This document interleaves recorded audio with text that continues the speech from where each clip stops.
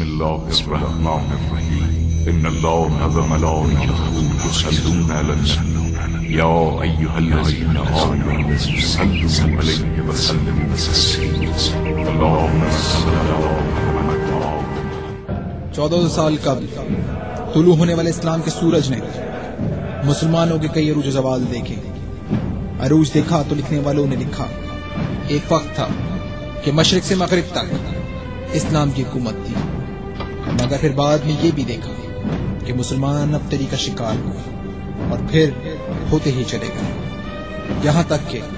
11 فروری کو ایران کی سرزمین پر ایک انقلاب برپا ہوا جسے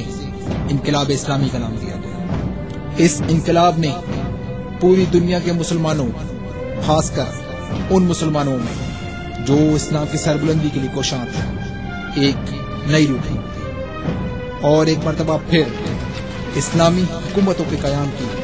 کوششیں شروع ہوئیں. لوگ اسلامی تعلیمات اور نظریات کی طرف لوٹنا شروع ہوئے. انقلاب اسلامی کے بعد ایک موقع پر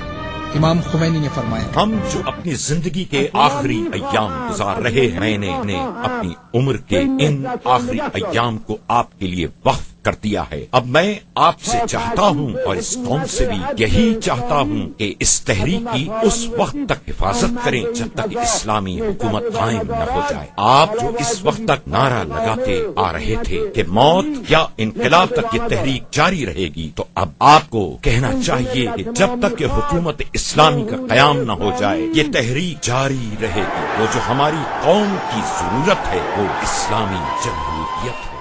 اس نظریے نے پاکستان کے تشیعوں کو بھی منظم کیا، جس کا نتیجہ قائد مفتی جعفر حسین صاحب کی تحریک ہے. یہ سلسلہ مفتی جعفر حسین صاحب کے بعد شہید رائے حق علامہ عارف حسینی تک آیا. شہید عارف نے اس فکر کو آگے بڑھایا، جس کا نتیجہ پاکستان بھر میں قرآن و سنت کانفرنس کا انعقاد تھا، جس میں تمام مکاتب فکر نے پہلی مرتبہ ایک ہی پلیٹ فارم پر شرکت کی، جو کہ پاکستان میں اسلامی حکومت کی قیام کی طرف پہلا قدم تھا. یہاں ہی سے امریکی اور صہیونی زرخد علماؤں نے پاکستان میں قائد شہید عارف اور وہ اسلامی افکار و نظریات جو انقلاب اسلامی کے بعد تیزی سے پھیل رہے تھے، ان کے خلاف سازشوں کا جال بننے شروع کیے. ان کا سب سے پہلے حربہ یہ تھا کہ وہ سچی قیادت کے خلاف جھوٹا پروپیگنڈا کیا جائے تاکہ شیعہ اپنی قیادت اور نظام سے دور ہو جائیں، اور یہ کام ابھی تک جاری و ساری ہے. اس سازش کا اظہار کرتے ہوئے خود قائد شہید فرماتے ہیں، 2 سال تک میرے خلاف یہ جھوٹا پروپیگنڈا ہوتا رہا کہ میں شیعہ اثناعشری نہیں ہوں، اور مجھے 2 سال اپنے آپ کو شیعہ ثابت کرنے میں لگ گئے. علماء پاکستان کا یہ بھی کہنا ہے کہ حقیقتاً عارف حسینی شہادت کے بعد قائد بنے. شہید قائد کے بعد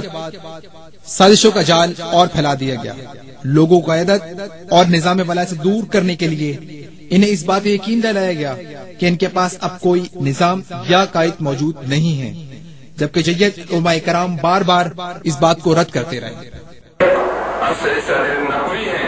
جو حقیقت میں جو صحیح طریقے سے ملت تشریع کی رہبری اور قیادت کر سکتے ہیں اور کر رہے ہیں. لہذا جو بھی دشمن کا کوئی فرد قتل ہوتا ہے تو اس کا الزام قائد محترم پر لگایا جاتا ہے، کسی اور عالم پر نہیں لگایا جاتا، یا ان کے ساتھیوں کو بھی مورد الزام ٹھہرایا جاتا ہے، کسی اور پر یہ اعتراض وارد نہیں ہوتا. تو حکومت سمجھتی ہے اور دشمن سمجھتا ہے کہ ان کے مضمون مقاصد کو خاک میں ملا دینے کا عزم رکھنے اور طاقت رکھنے والی شخصیت طرح قائد محترم علامہ سید سنوری نگوئی کی ہے. اس لیے دشمن بھی اور حکومت بھی قائد محترم کے پیچھے لگی ہوئی ہے. لیکن ہم سلام کہتے ہیں قائد محترم کی اور عزم اور غرور انگیز قیادت اور ان کی شخصیت کو کہ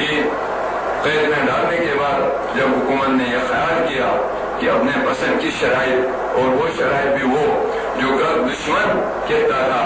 آج دشمن کی زبان بن کر حکومت نے خود وہی شرائط قائد محترم کے سامنے پیش کی ہے کہ وہ وہی باتیں تھیں کہ جو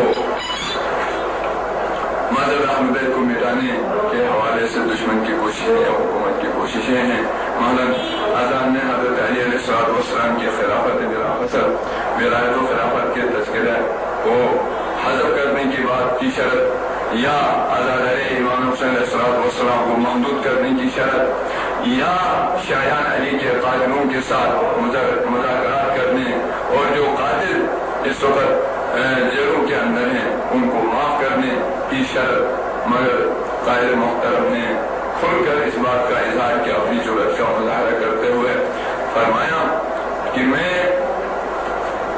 مسئلہ شہادت تک جانے کے لیے تیار ہوں،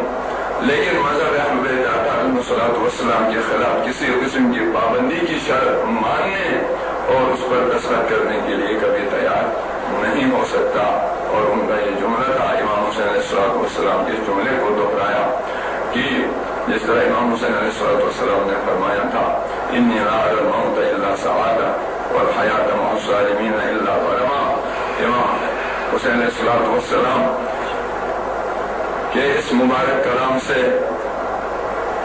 درس و ہدایت لیتے ہوئے قائد محترم نے بھی دشمن کے عزائم اور حکومت کے عزائم کو خاک میں ملا دیا۔